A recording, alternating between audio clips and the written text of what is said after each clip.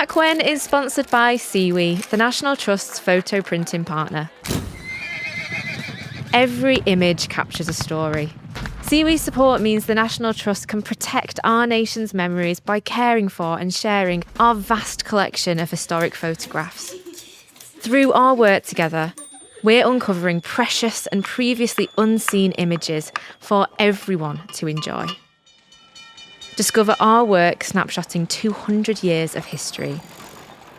Search online for Seawe, that's CEWE, and the National Trust. It's Sunday the 14th of January, my dad's birthday, happy birthday. We set off this morning, early morning, from the campsite at Cradle Mountain. We're surrounded by tree ferns, which are mammoths, and all different types of ferns. It's a really cool and damp, and it's just amazing kind of environment to walk around, and so different to the environments that we've been to already.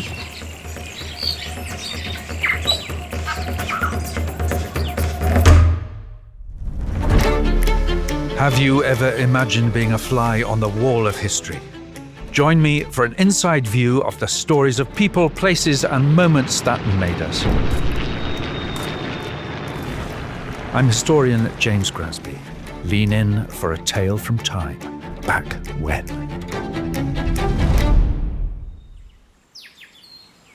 This story is one that has been growing with us for a long time, with the seeds being sown almost 100 years ago. It takes place in a faraway land with blood-sucking beasts, rope bridges, waterfalls, and poisonous plant life. Welcome to the tale of the plant hunters.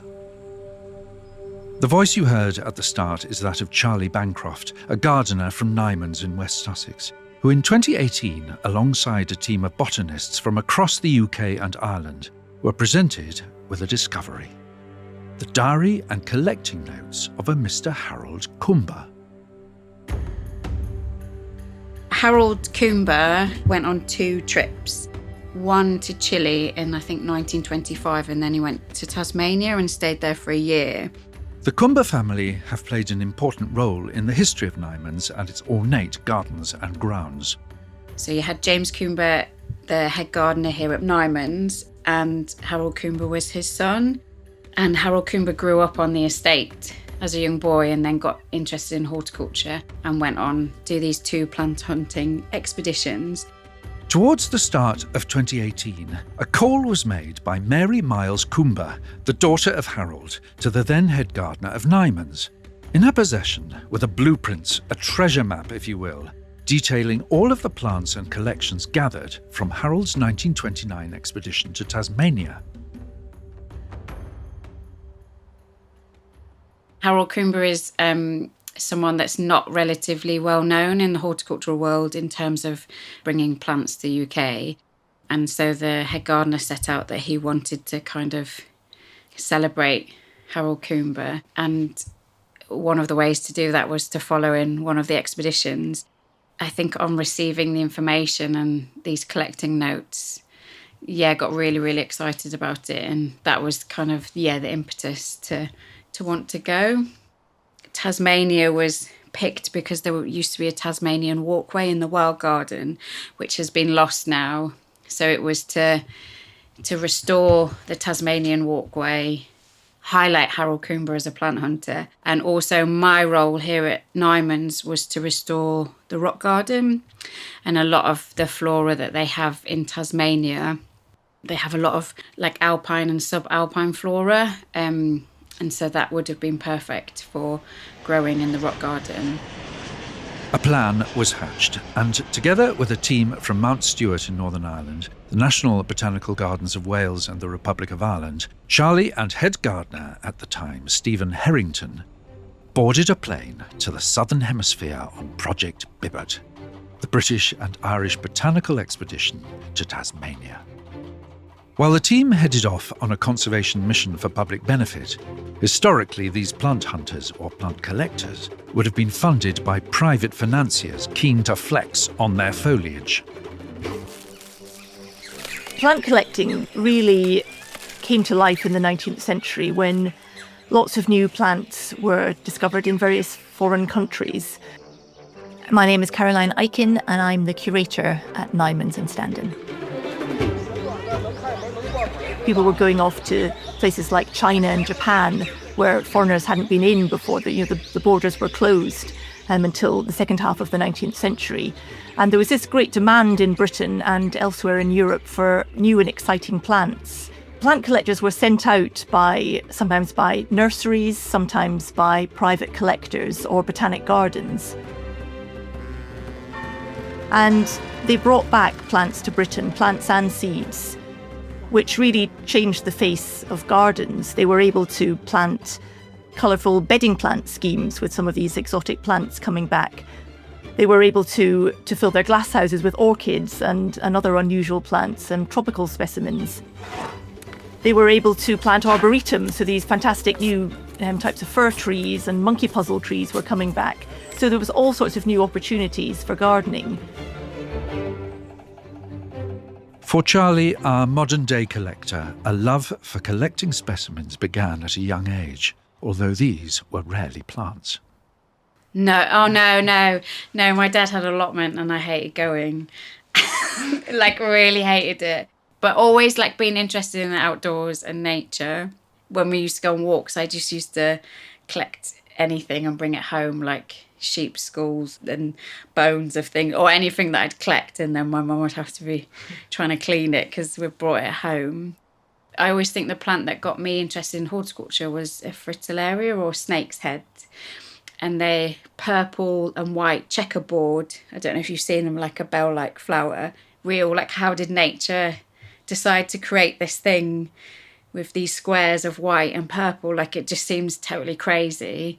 Yeah, Dad finds it hilarious that I do it for a job now, and I hated it, and have kind of got into it from a second career, but I totally fell into it, but I feel like it was probably meant to fall into it somehow, yeah.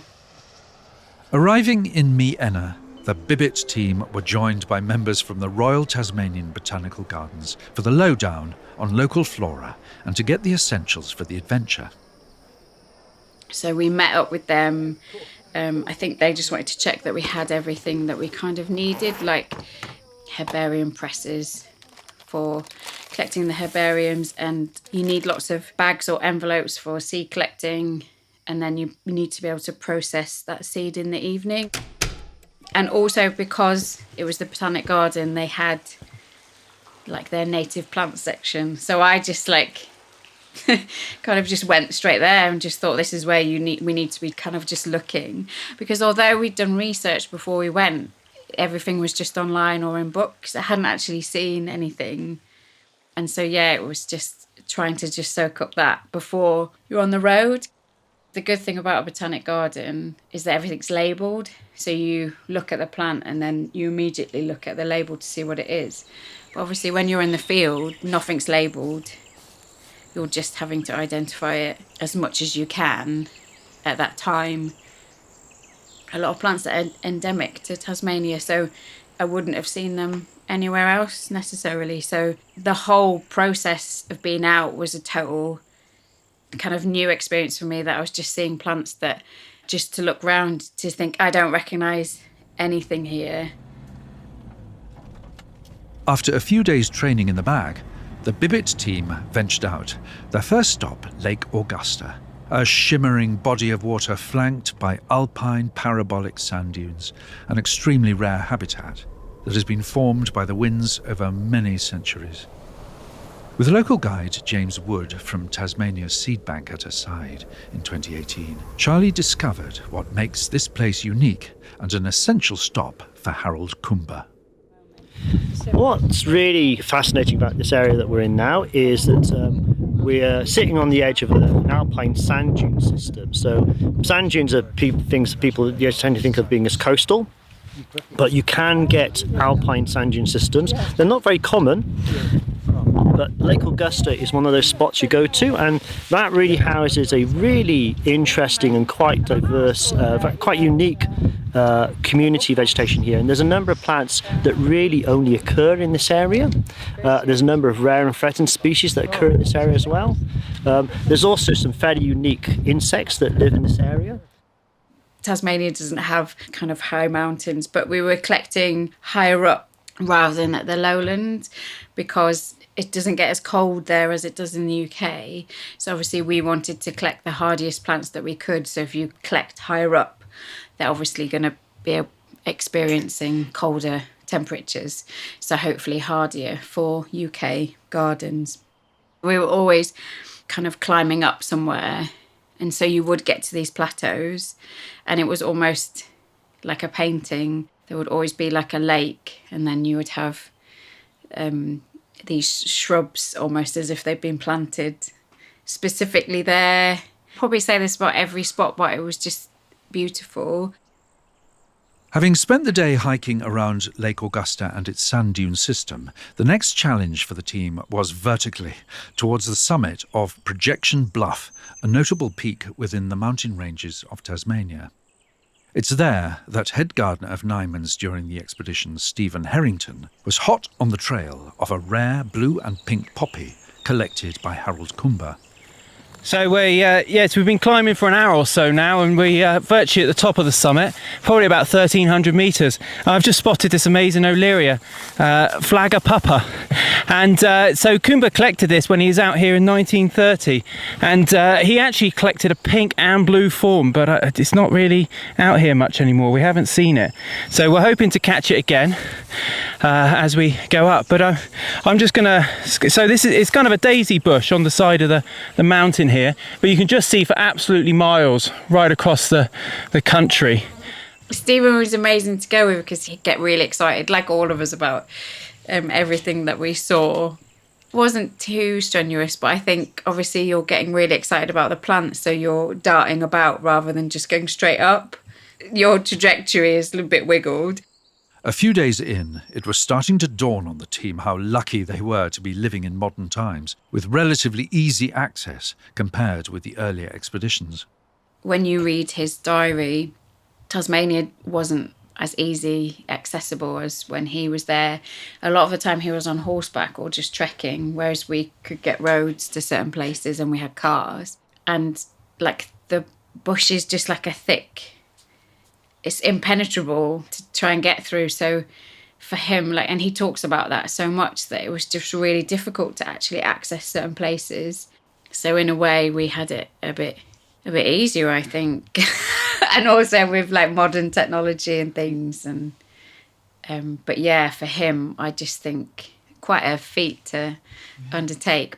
The reliance on botanists from abroad is nothing new and is something Harold Kumba will have had to hand. But it's only really in the modern day that the local experts have been celebrated.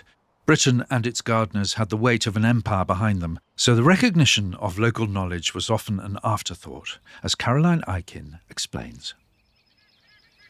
Well, when the plant collectors were going abroad, they would plan their trips to certain areas to target particular plants usually, and they would in advance make contact with botanic gardens and perhaps local colonial administrators who would help them with the logistics of their planning, because they were often going into quite literally uncharted territory.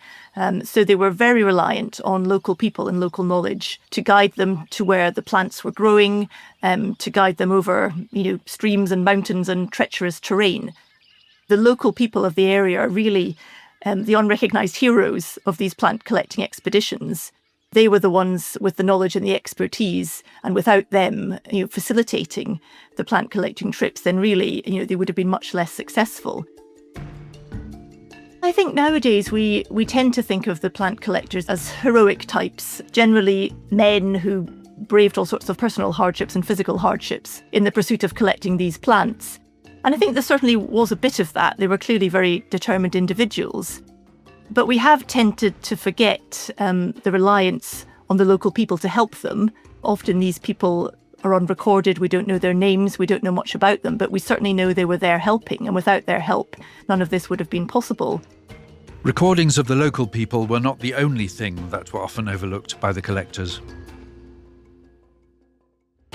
Also, a lot of these collectors were going into parts of the world where they didn't really have permission to be. Often they were deliberately sneaking over borders to collect in places like Tibet, where there's sort of political differences and they shouldn't really have been there. So they were breaking the rules a bit in pursuit of these plants.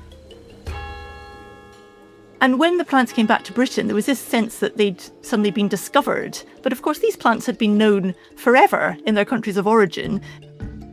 They'd been used by local people. They might have had medicinal uses or culinary uses. And all that knowledge was really unrecorded and forgotten when the plants came back to Britain. And they were seen as these great new discoveries, new plants in Britain. So there was a certain amount of kind of whitewashing of the origins of these plants and the peoples who had used them in their native lands.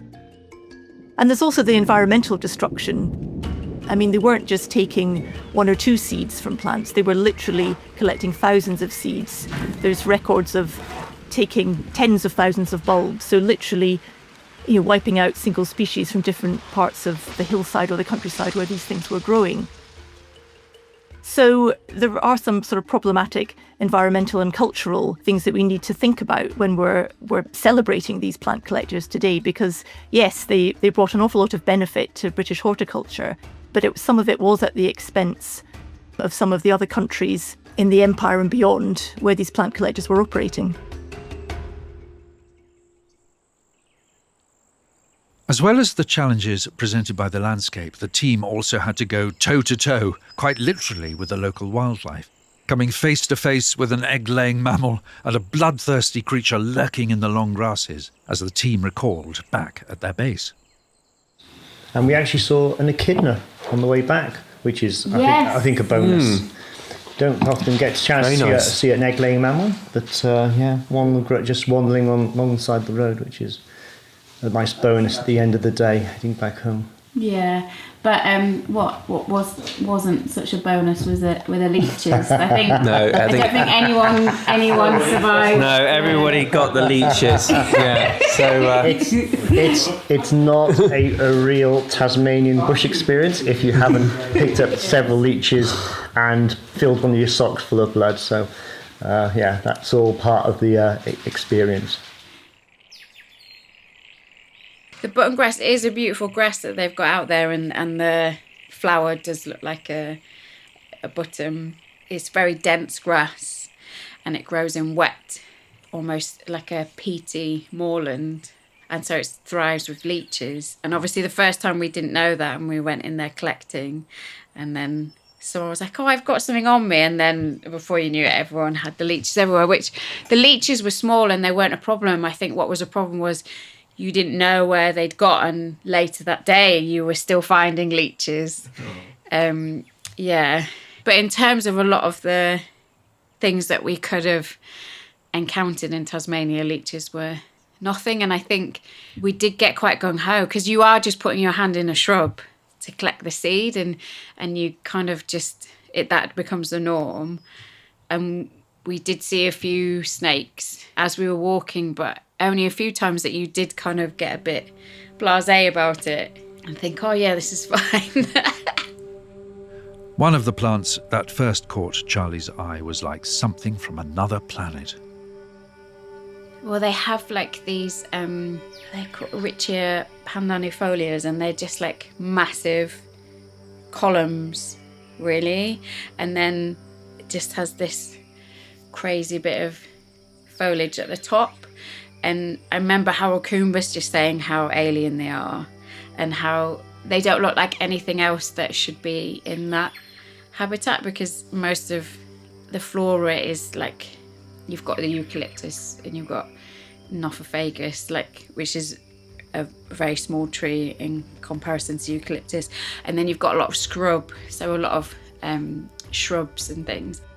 And then you've got this Richia pandanifolia, which is just totally just this column that just sticks out. So yeah, that was crazy to see. Plant collecting has really changed the face of gardens in Britain. I mean, there's no doubt about it that these new plants coming in from abroad gave all sorts of new possibilities in terms of garden design, in terms of building up collections of trees and in arboretums, in terms of creating great show glasshouses full of orchids and tropical plants, creating big bedding schemes and parterres. All these things were made possible because of the new plants that were suddenly flooding the market. But of course now there are much tighter controls on plants that can be brought in terms of giving recognition and some benefit to the countries that they're coming from and those peoples that live in some of those places. Plants are now quarantined when they come into Britain, whereas in the past they just came in their Wardian cases, which was the plant cases that they brought them over with soil from other countries, with plant material, with bugs and worms, and everything in the soil was all coming back to Britain. And you can imagine the sort of damage that was causing, introducing pests and pathogens that weren't known to Britain before. Now, when plant collectors do go out, there's all sorts of regulations and things put in place so that we minimise environmental damage to Britain and to the countries that we're taking material from. Today, collectors will still be furnishing private collections and nurseries, but there is also a new wave of plant lovers whose goal is to protect the rarest of the rare and to prolong the continuation of plant species in the growing battle against climate change. Gardens across the world are changing, and it's only with expert knowledge that we can work together to ensure that they can still be enjoyed for years to come.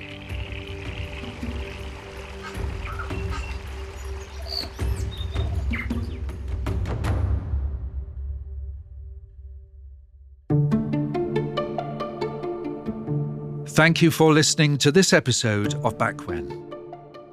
Be the first to hear new stories by following us on your favourite podcast app.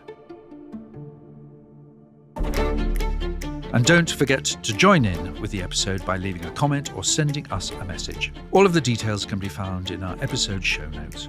And while you're there, and if you've enjoyed this episode, then you can hear it again on our sister show, Wild Tales with Rosie Holdsworth.